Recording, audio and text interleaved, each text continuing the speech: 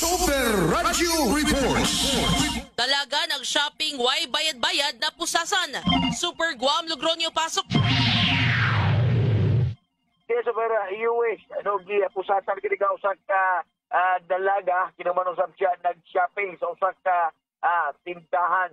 Kagabi ini mga alas 6 Gis agagabion, diyan sa mga tindahan sa may barangay Bulacau, tigadak pa yan sa Subo. Na siglit kinig 28 anyos ga dalaga ga private Riverside barangay sa Maguno, tigadak pa yan sa Subo.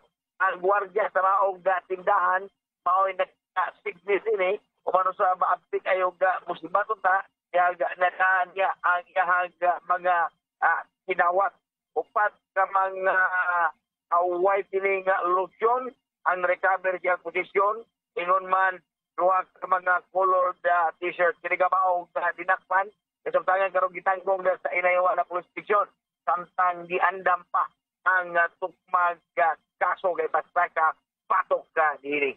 Kuha Logronyo sa GMA UNW Super Radio dapat totoo.